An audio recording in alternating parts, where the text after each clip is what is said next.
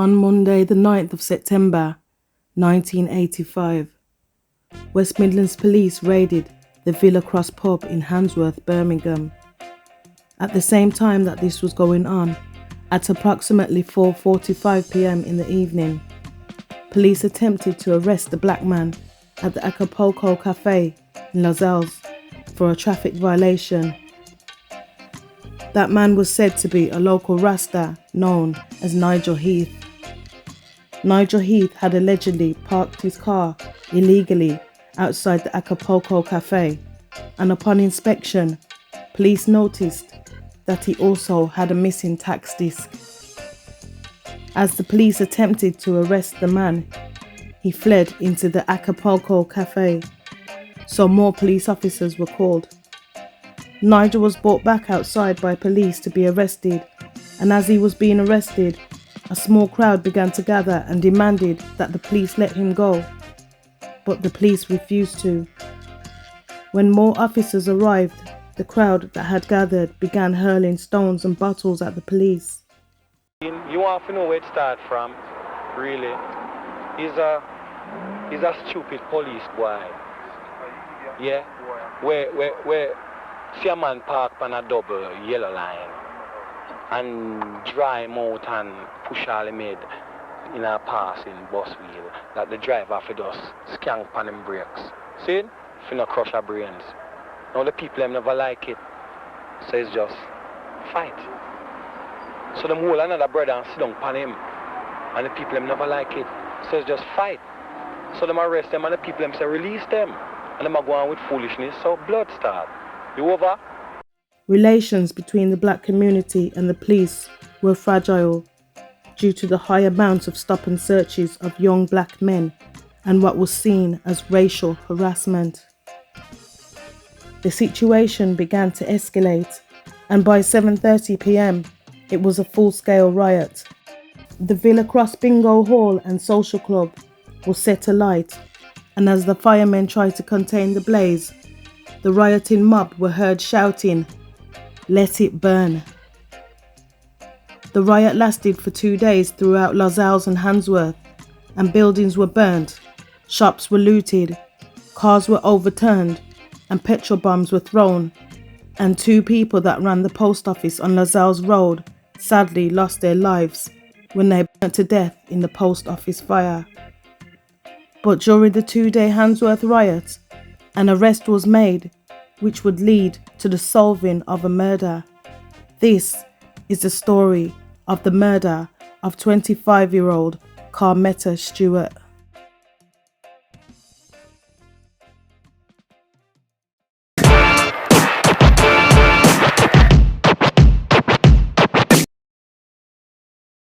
Carmetta Stewart, born in Jamaica to parents Ruth and Newton, came to England and lived in Flat 2, 107 Whitehall Road in Handsworth, Birmingham.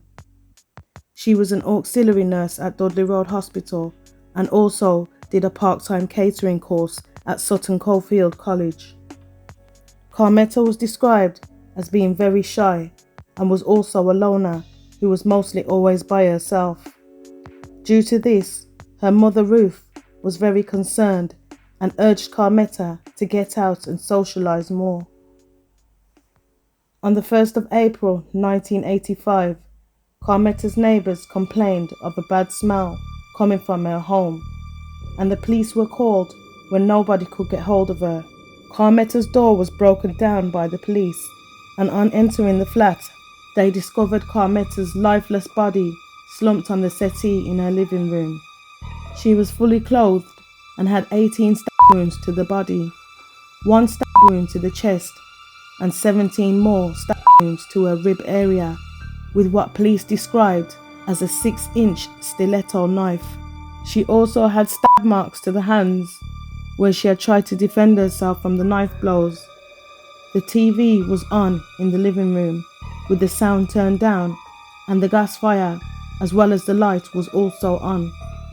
There had been no sign of a break-in, so police theorised that she must have known her killer and had let him in. Police also theorised that Carmetta had been dead for 4 or 5 days before she had been found, and neighbours say that on the day she was last seen alive, they had heard a fierce row between Carmetta and an unknown man in her flat. Due to this, police believed that Carmetta had been killed by a secret lover, and that Carmetta had been the mistress of a married man who had knifed her to death during a passionate argument. Being as Carmetta had been stabbed 18 times, the police warned that they were looking for a violent man with an explosive and frightening temper.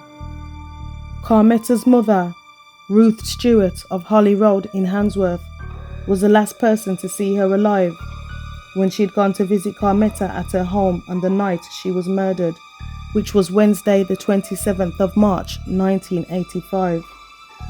And she said that she had brought a trifle for Carmetta to eat and had placed it in the fridge to cool.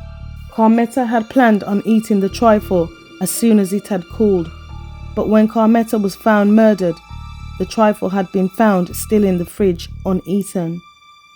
Carmetta's mum, Ruth, said Carmetta had planned to eat it as soon as and was looking forward to eating the trifle, but as it was still there, then it pinpointed a day and approximate time of death, meaning that Carmetta was murdered shortly after her mother had left.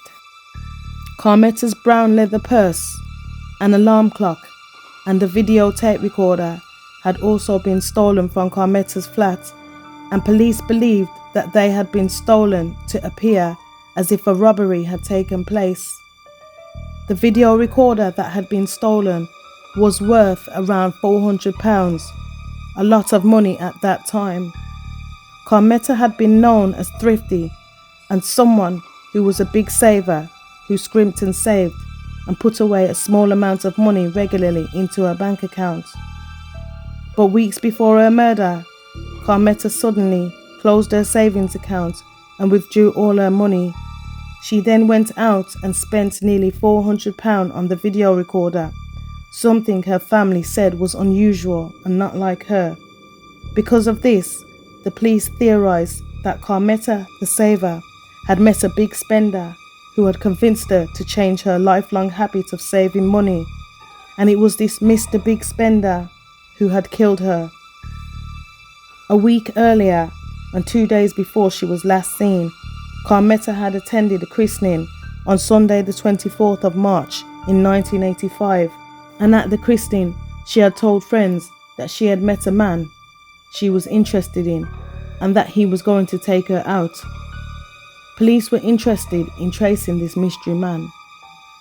A murder investigation was set up at Thornhill Road Police Station in Handsworth, and police divers searched the duck pond in Handsworth Park looking for a murder weapon. Carmetta's brother, Clinton, told the media, "We have no idea who would do such a thing. We are all shattered."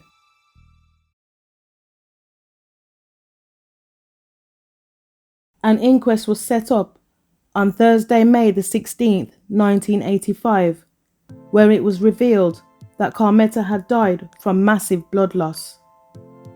Dr. Kenneth Scott, a Home Office pathologist who had examined Carmetta's body, said that the knife used had hit the bone at the back of the chest with considerable force, causing the knife to bend at the end. On April the 25th, 1985, 3 weeks after Carmetta's body was found, desperate for help to find her killer, police set up a telephone hotline for members of the public to call in and give any information they could that would lead to an arrest. A woman who did not give her name called the hotline saying that she knew who the killer was, but then got distressed and started crying, then hung up the phone. She then called the hotline again, where she became distressed, broke down crying, and then again hung up the phone for the second time. Police put out an appeal saying that they were desperate for the woman to call back again and name the killer, but she never did.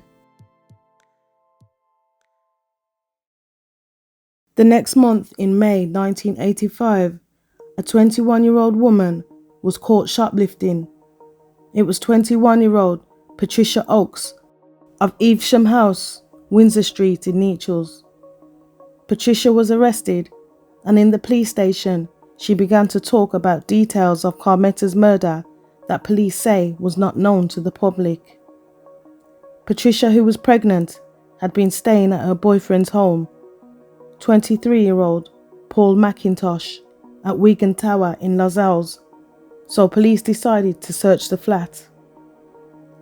There they found an alarm clock that was very similar to the one that had been stolen from Carmetta's house, as well as the £400 videotape recorder that Carmetta had brought that was now missing from her home. Patricia Oaks was then arrested for the murder of Carmetta Stewart and charged on the 13th of May 1985. But based on the fact that neighbours had heard Carmetta arguing with the man on the night she was killed, Patricia Oaks' boyfriend, 23-year-old Paul Macintosh, was also labelled as a suspect, and they began searching for him for questioning, but he could not be found. It was suspected that he'd gone on the run.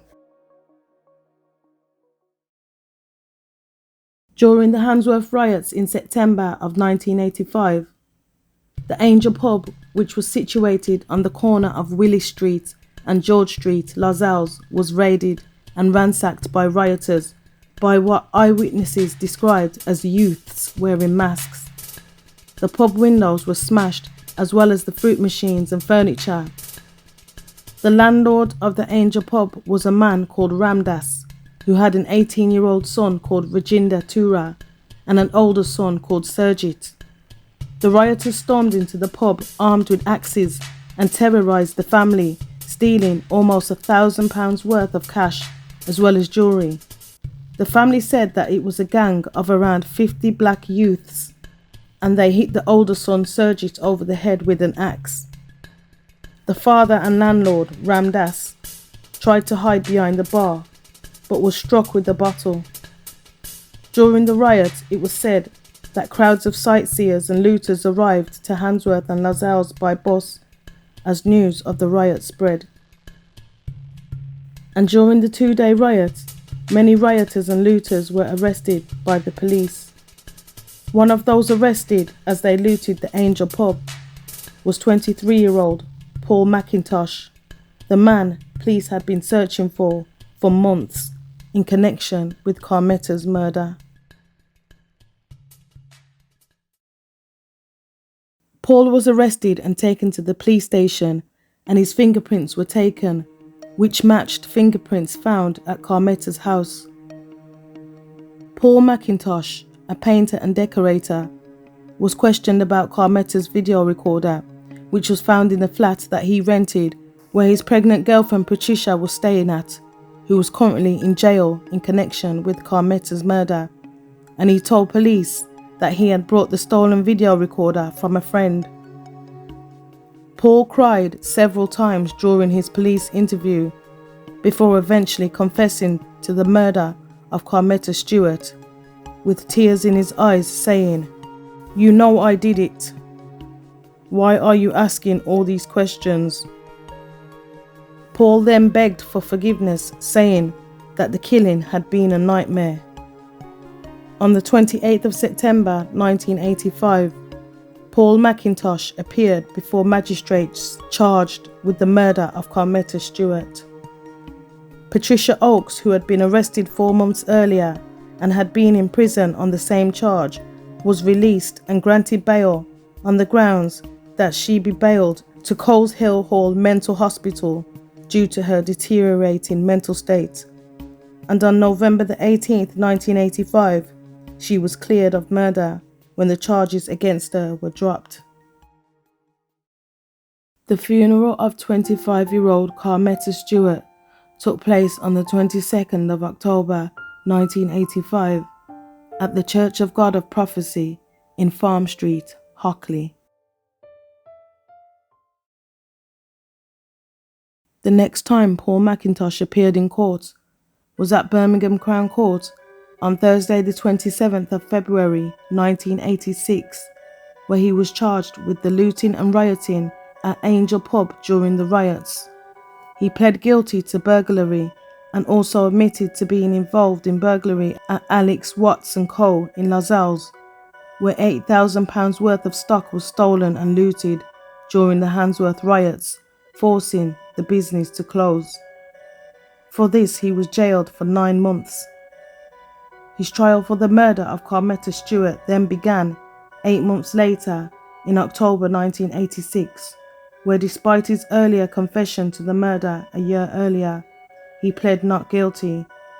The prosecution described how Paul Macintosh had been a former lover of Carmetta and that he had killed her in order to steal her brand new videotape recorder to give to his new pregnant girlfriend Patricia Oaks as a gift to cheer her up.